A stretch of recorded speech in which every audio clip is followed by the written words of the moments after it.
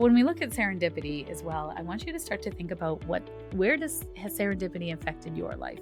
Where have you had chance meetings with things or just happened to be in the right place at the right time? Welcome to the Story of Spirit podcast, where practical spirituality meets real life. Hi, I'm your host, Sheetal Story. I'm a psychic medium, grief support counselor, professional astrologer, and a human design reader, and of course, a law of attraction master coach. With my unique blend of spiritual and practical tools, I am here to help you align with your soul-led purpose and ignite a life that sets your soul on fire.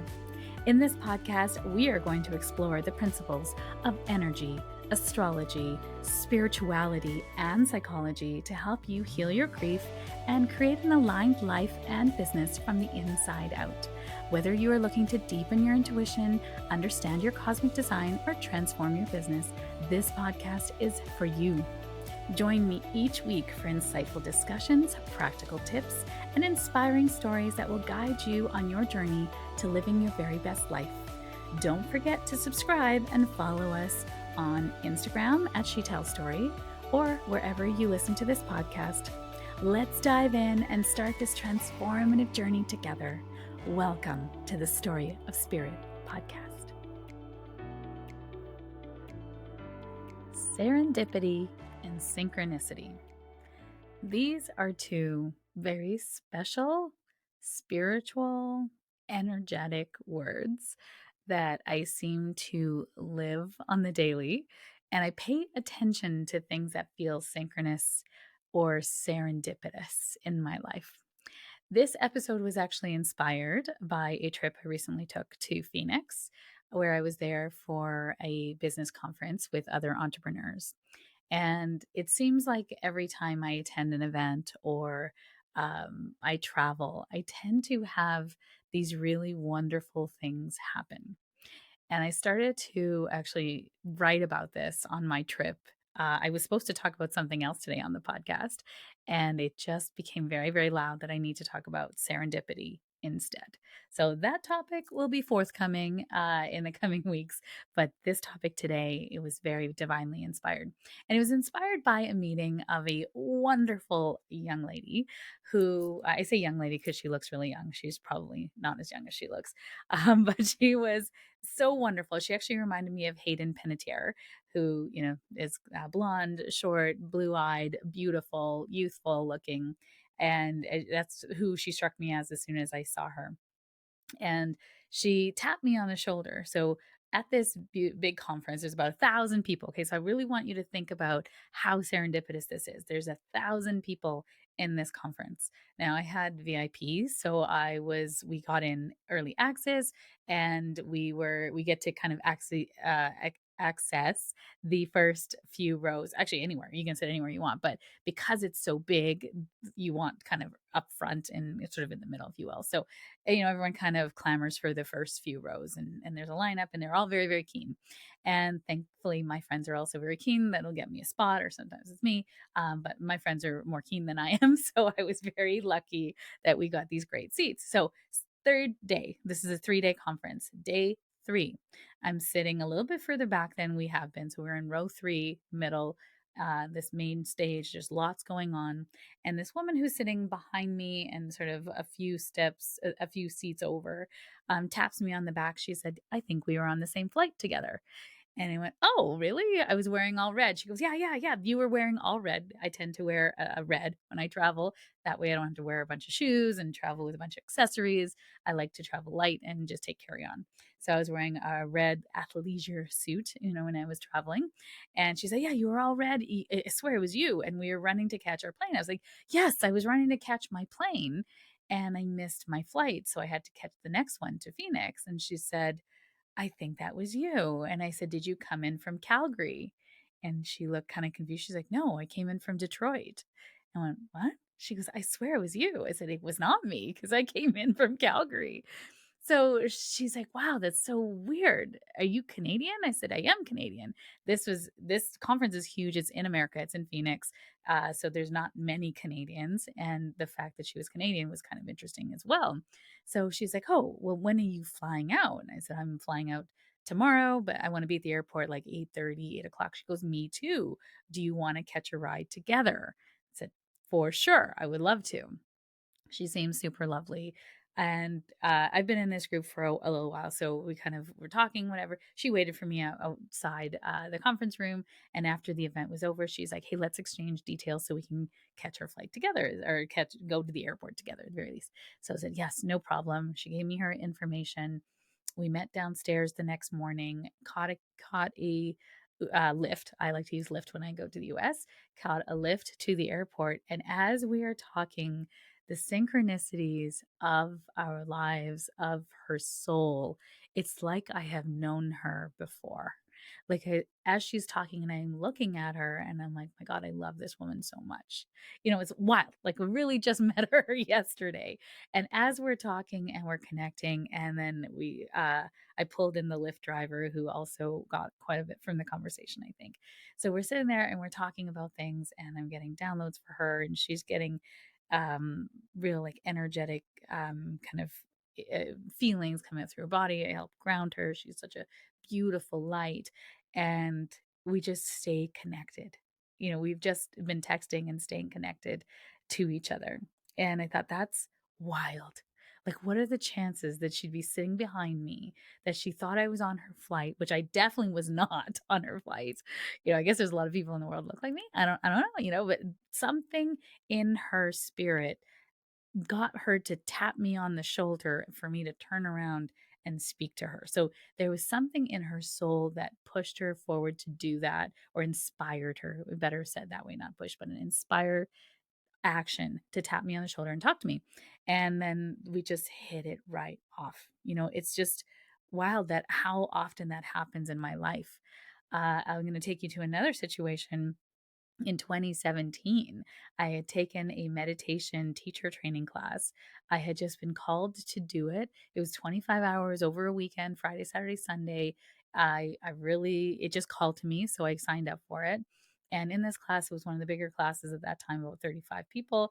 There was somebody in the class that I knew, but like we kind of run in different circles kind of thing.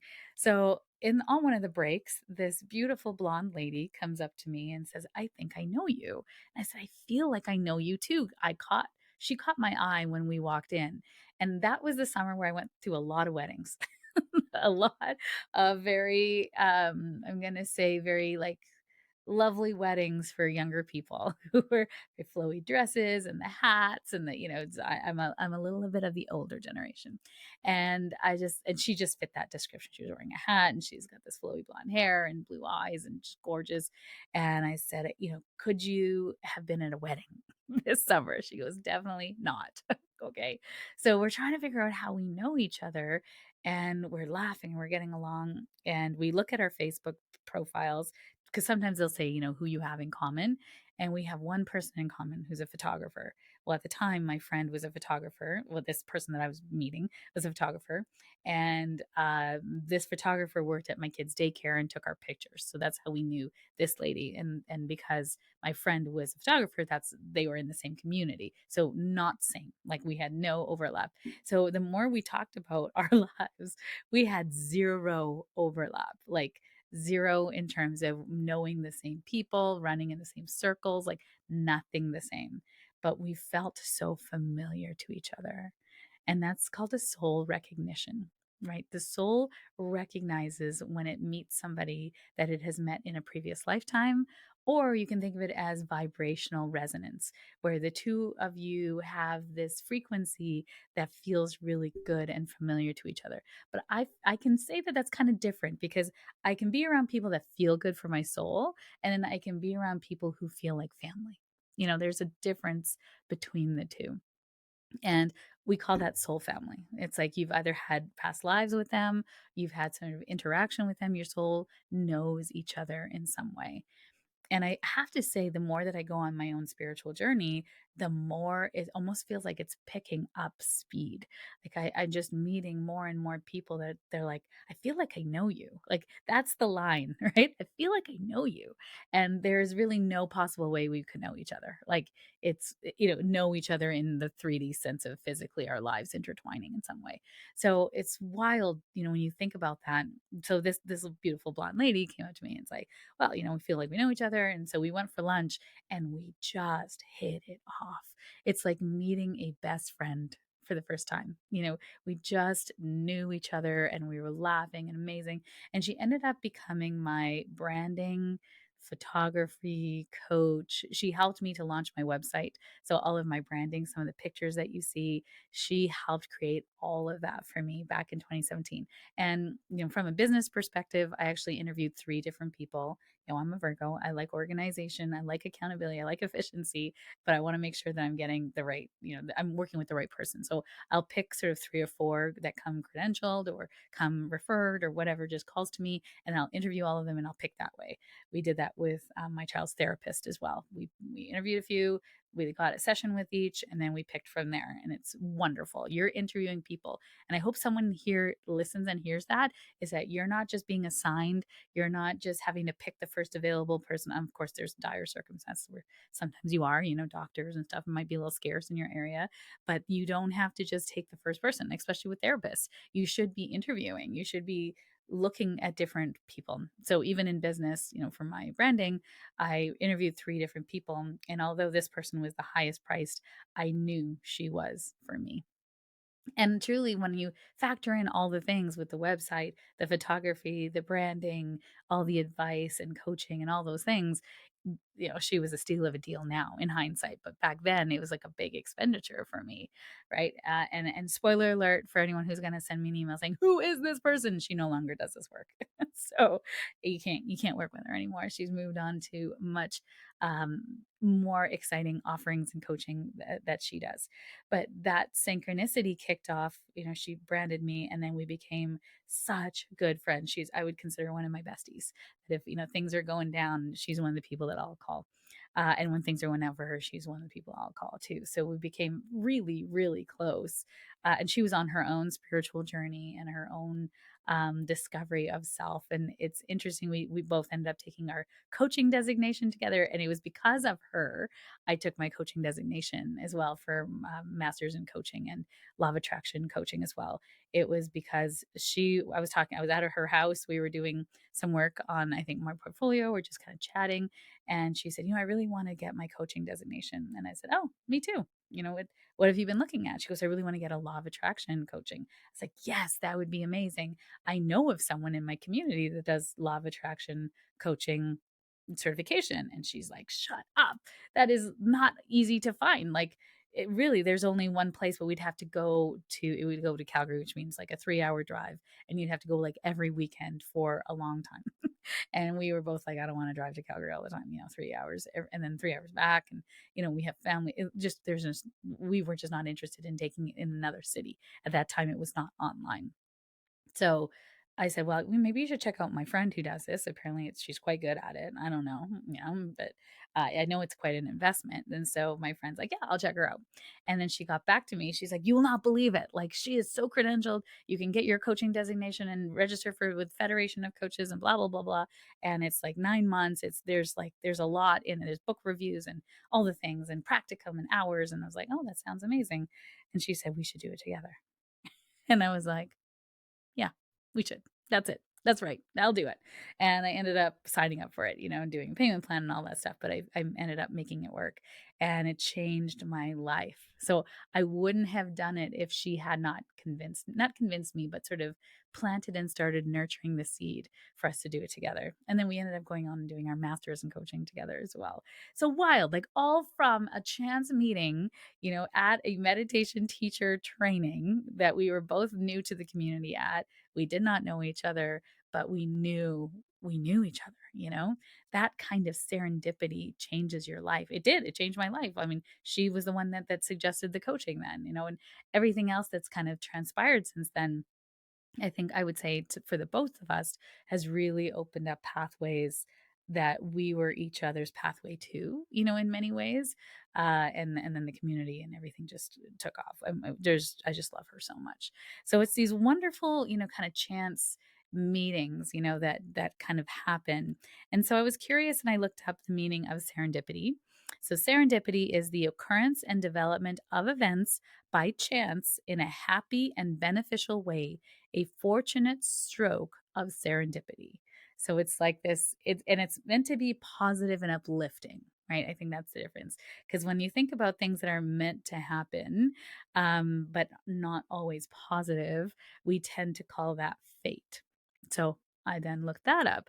And serendipity and fate are different in meaning in a number of important ways.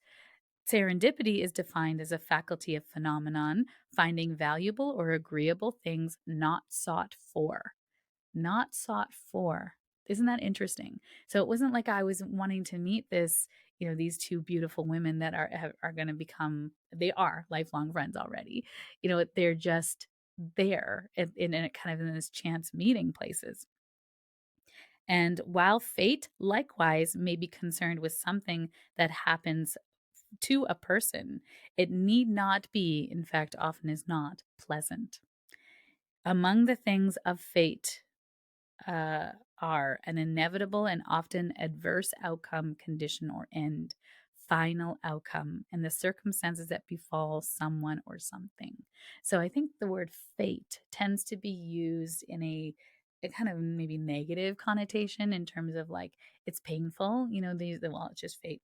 Right. This just happens. You got divorced. It's just fate, or you were mean to someone. Well, and there's your fate, like karma, which karma just means a life lesson, y'all. Like we have to stop using karma like an axe that's going to chop off someone's head. Like it's not.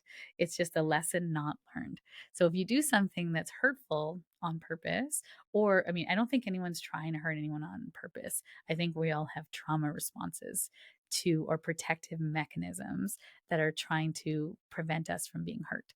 Like my son is in high school and he was telling me about the tea, the drama in one of his friend groups where this beautiful young boy who went through a lot of hardship already. There was death in the family early. There's a lot of identity things going on. We've been able to see this boy grow up and go through these cycles at the beginning of what's going to be a troublesome life. And he asked to see a therapist, and his parents said no.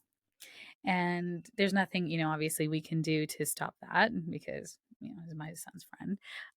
But there's a lot of drama happening in the group around him and him causing almost like a choose me, right? So he'll create these opportunities where they have to choose him or somebody else in the group.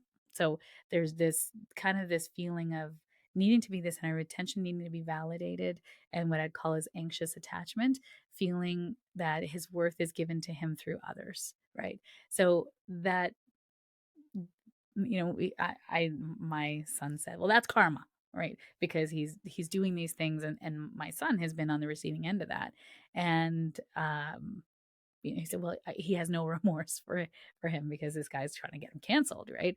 And I can see the opposite. I can see the trauma. I can see what he's trying to do psychologically is for him to be considered higher than, to be the one that's chosen, to be the one that people want to be with. Right.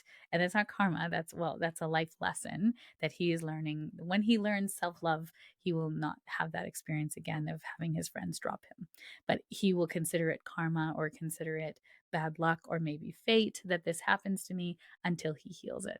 So I don't really like the word fate. It's very big in Vedic astrology. I'm a Western astrologer. Fate sort of says that you have a predetermined outcome, and I feel like we have free will. Right? You have a choice to heal. Your energy creates your outcomes and your desires, and healing creates better outcomes. So I don't really like the word fate. I think it's been really misused. And then it also lended itself, serendipity, to the comparison of luck, right? So there's considerable similarity between luck and serendipity because they're considered positive or like outcomes are favorable. But there's also settings in which one word may be more apt than the other. Serendipity has a fairly narrow meaning, one that is concerned with finding pleasing things that one had not been looking for, while luck has a somewhat broader range with meanings such as a force that brings good fortune or adversity, success, the events and circumstances that operate for or against an individual. One might easily be said to have luck that is bad, which one would not say is serendipitous. So, you can have good luck and bad luck, whereas serendipity is serendipity. So I think that's the distinction there. So when we look at serendipity as well, I want you to start to think about where has serendipity affected your life? Where have you had chance meetings with things or just happened to be in the right place at the right time? My husband finds money. It's a wild thing. He sat in an Air Canada seat on a plane traveling for work, and he opened the en route magazine, and there he found three $100 bills. Was it planted there by somebody? I think so. Who puts money in an en route magazine? But he found those $300 bills, and he called me after he got landed. He's like, babe, I found these $300 bills in the en route magazine. And I was like, wild. Or he'll be in a parking lot and he'll look down and there's a $20 bill. Like he just finds money, right? Like it's just, he's very lucky, you could say, but really luck is opportunity meeting preparedness. So my husband sees opportunity, right? He's always looking around, and he has the label of I find money, right? I am lucky. And so he has that awareness then that he's always looking for that. Now, if you felt like you were unlucky and you never win the lottery or you never find money, are you looking? Probably not, right? Probably not. I actually had someone say to me early on, you will not win the lottery because you have to work for everything you get. And I feel like that is just such a curse, to hear that at an early age. I'm a Sagittarius moon, meaning I am an optimist. I like possibilities. I will try anything. I am like fun and light. And I mean, I just want to have a good time and enjoy an adventure in life. And then to someone to sort of say that and hem you in, no matter how much I work with that, it's still kind of always, is that a possibility? Like, is that what's happening here? And it's not. It's not.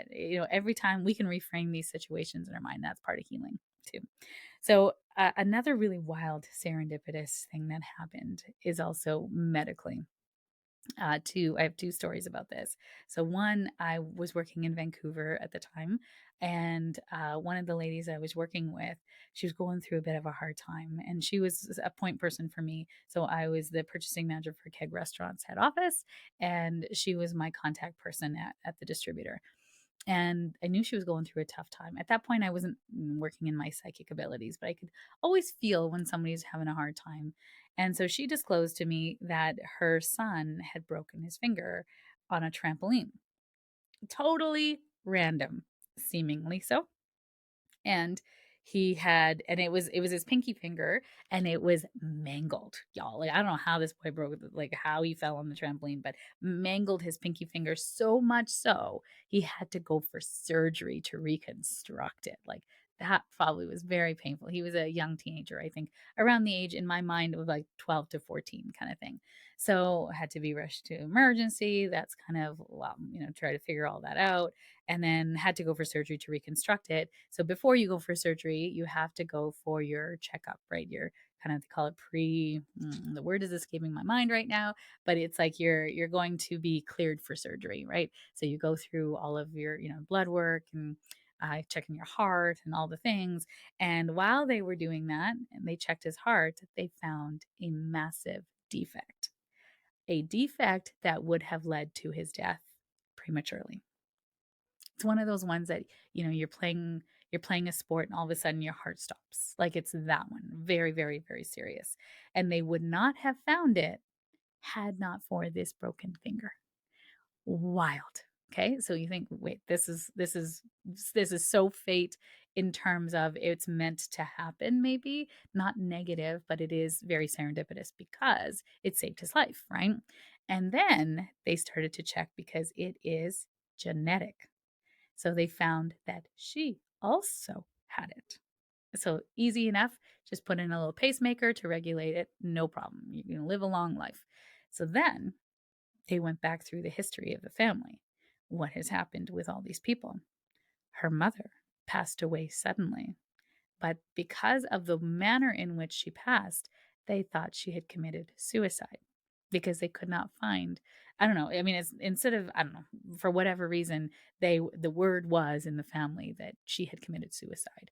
So my friend, who was my point person who I also worked with, had grown up with a lot of trauma that her mom took herself out, because anytime we have that kind of trauma, and they have children, we tend to blame ourselves as children, that why didn't they stay for us, what did we do wrong. There's a lot of, wrapped up around that in terms of psychology, which of course that is never the purpose, right? And it's always because of depression. It is, right? They just cannot seek a way forward, and they only see darkness, and they feel the world, truly they feel the world would be better off without them, which we know it's not true, which that's why we know that it is a mental illness. It is not actually truth. The world is better with you in it, right?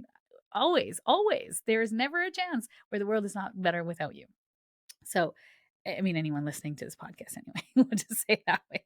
So that she thought that her mom had committed suicide. And when they went back, they actually had the body exhumed, y'all, because she was buried.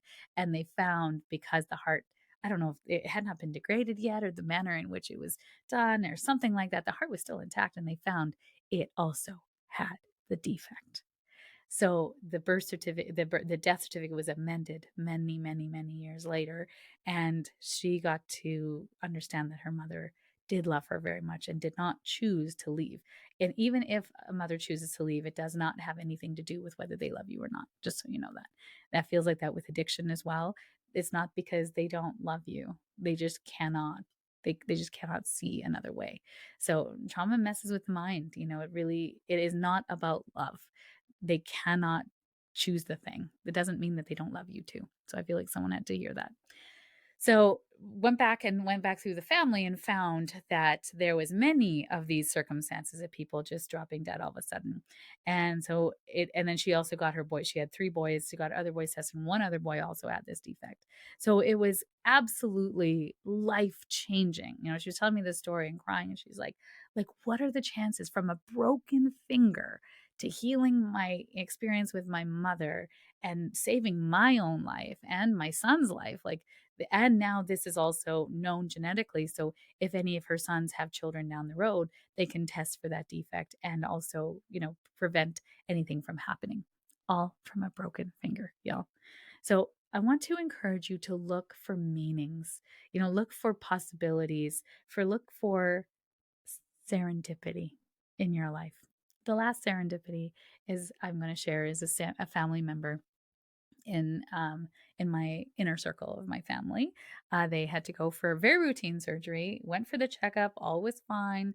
Person goes for surgeries very often in this family, and went for surgery. They put them under, and then their heart stopped, and they literally died on the table. And they were brought back, which was fantastic. Brought back. And of course, there's a lot of shakiness involved with that. And they couldn't do the surgery, very routine surgery. I'm telling you, this person has surgery almost yearly.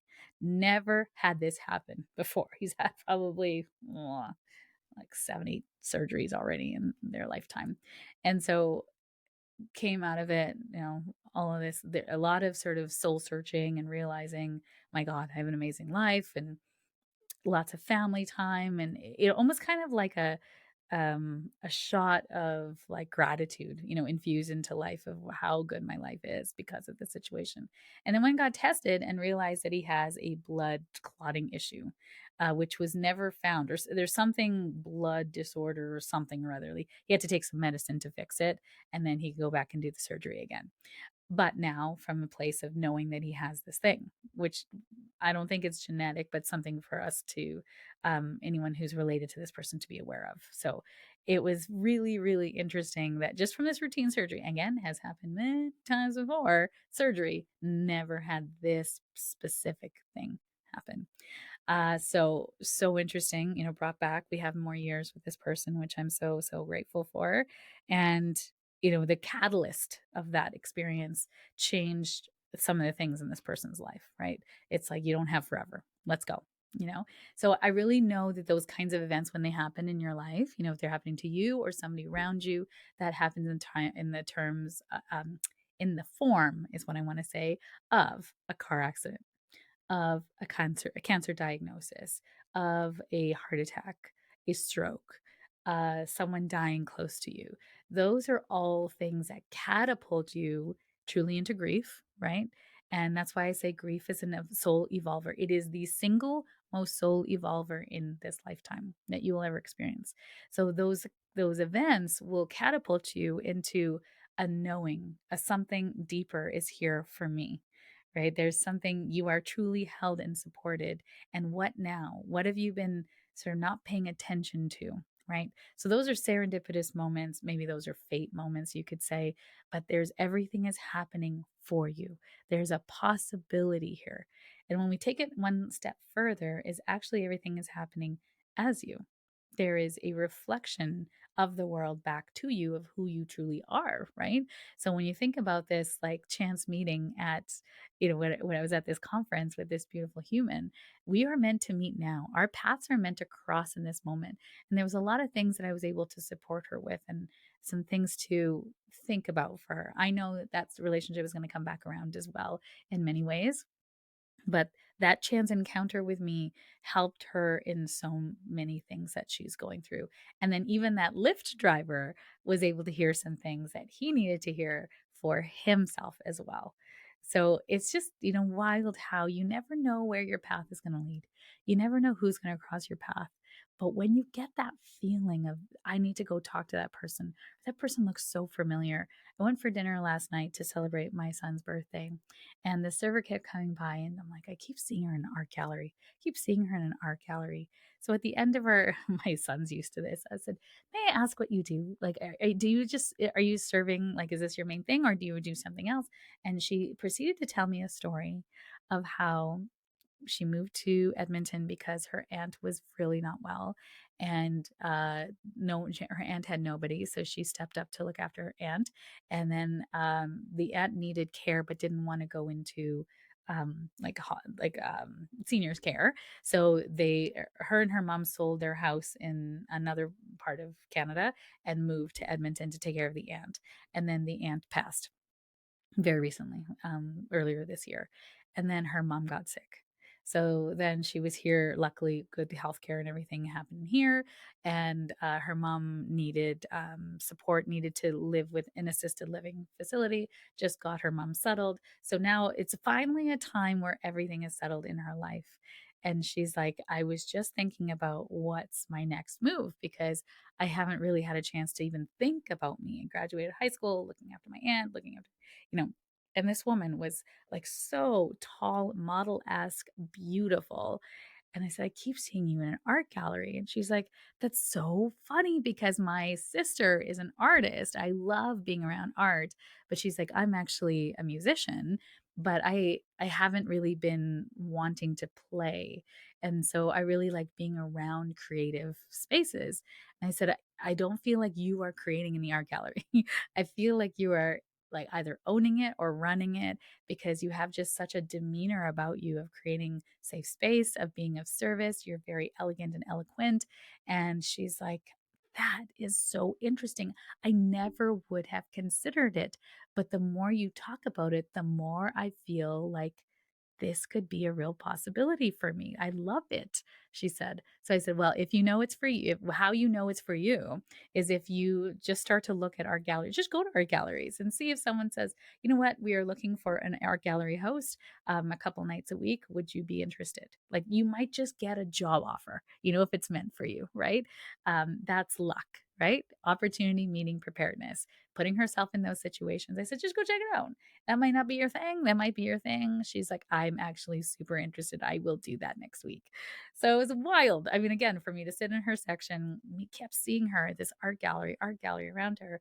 And she's like, I'm not an artist, but my sister is. I was like, wouldn't that be amazing if you had an art space where you could then host all of these artists and events, and you're the quintessential hostess? She was such a good server. And she's like, I really love that idea. So, you know, Did I plant a seed? I think so. Where is it going to go? I don't know. I'm unattached. It's not for me. But it's that serendipitous moment, I would say, or synchronous moment where I was sat in her section for a reason. Everything is happening for an opportunity. Are you open to what that opportunity is? So I want to encourage you to pay attention. It's kind of part of manifestation as well, noticing these beautiful forces that are in play in your life, bringing you everything that you need. You just have to be open to receiving them. Thank you for being here. I appreciate you. Have a synchronous and serendipitous day ahead.